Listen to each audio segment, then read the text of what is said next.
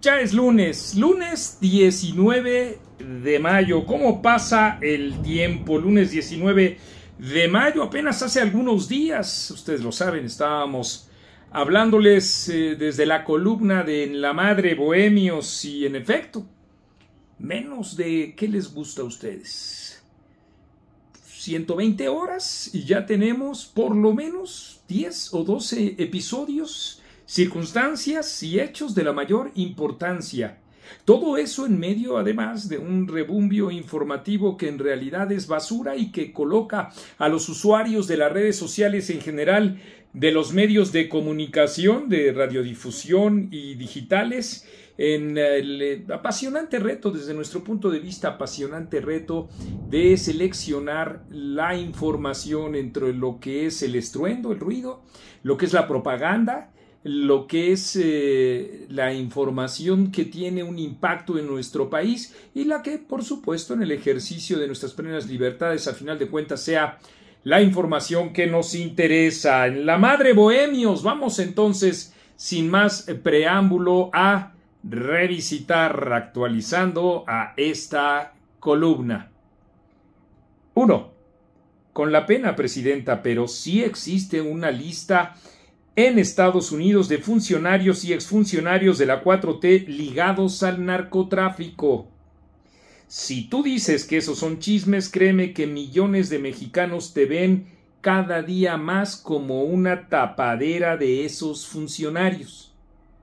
Y no solo de los funcionarios ligados con el narcotráfico, sino con todos aquellos que también han participado en múltiples trapacerías, comenzando por los hijos del presidente de la República, en donde, claro está, se encuentra plenamente documentado pues esta afición de no trabajar, sino hacerse del erario, con la complicidad, claro está, tuya y de todo tu aparato de justicia y también de propaganda, claro está, ¿no?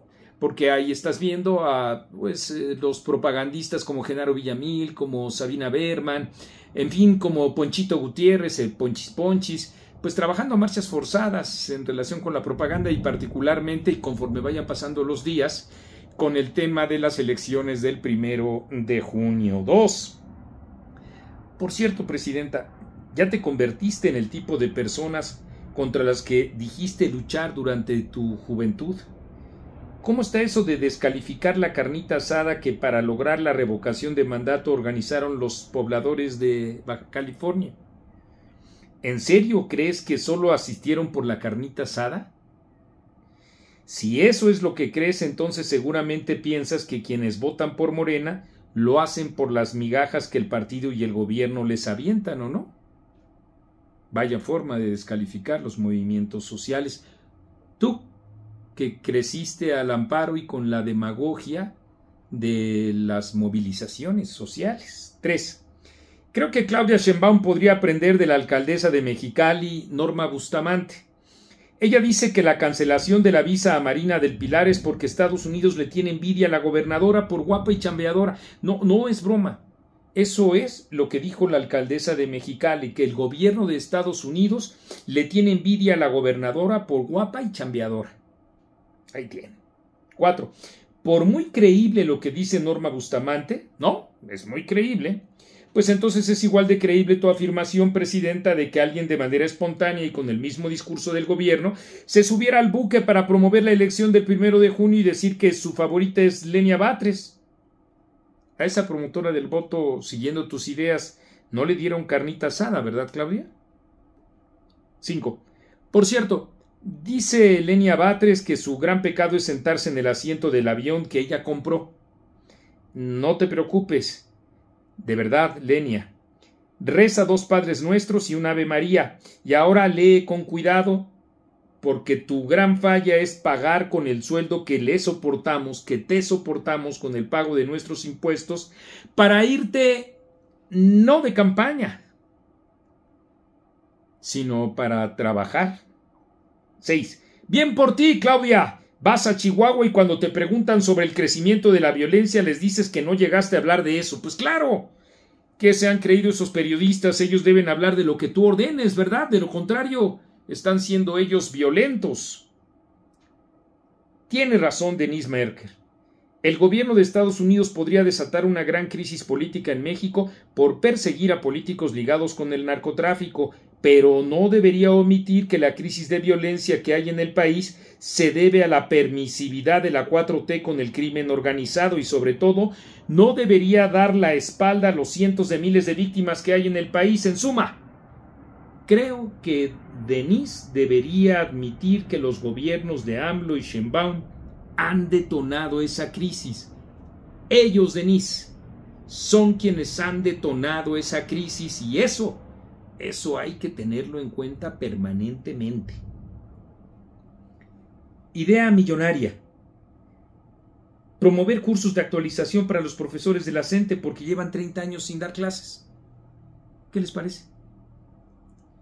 9. ¿Alguien sabe si en medio de la segunda temporada circense de Aristegui Online, la comunicadora ya expresó su respaldo a todos aquellos a quienes el gobierno amaga por ejercer su libertad de expresión?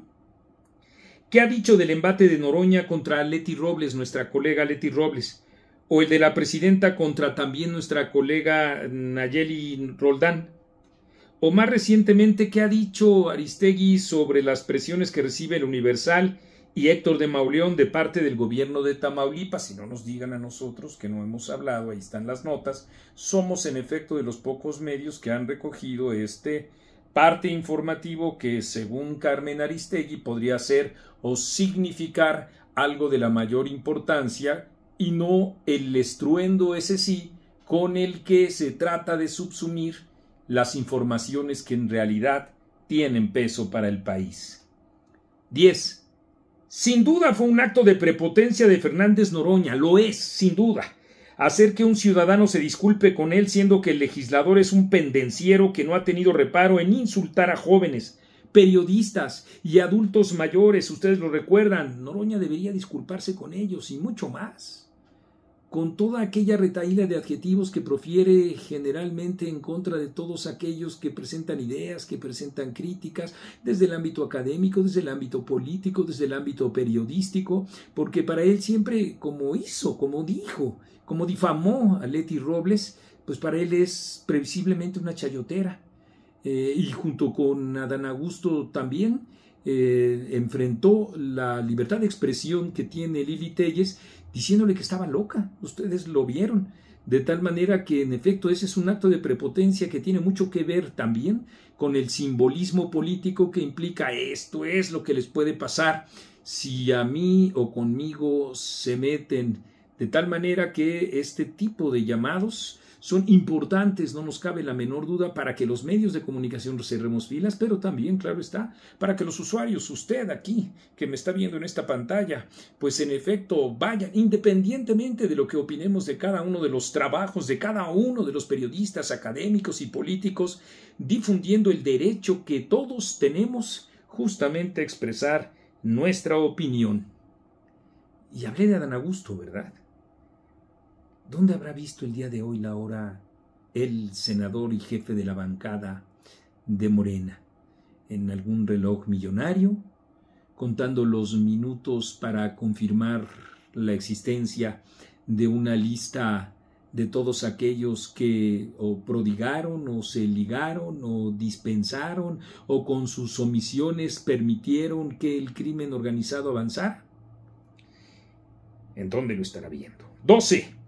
Alito Moreno, sin duda, es un impresentable y se los dijimos aquí a ustedes una y otra vez, incluso aunque muchos de ustedes también llegaron a sentir enojo con nosotros, decían incluso que a la oposición había que respaldarla de cualquier manera porque a final de cuentas eran, sí, muchos lo dijeron, nuestros propios mafiosos, etcétera. Resiste por supuesto a eso y considera que Alito Moreno es un impresentable. Y por cierto, Arturo Saldívar también es pero impresentable. El primero nos explica él sin la destrucción del PRI y el segundo nos explica él sin la destrucción del Poder Judicial de la Federación.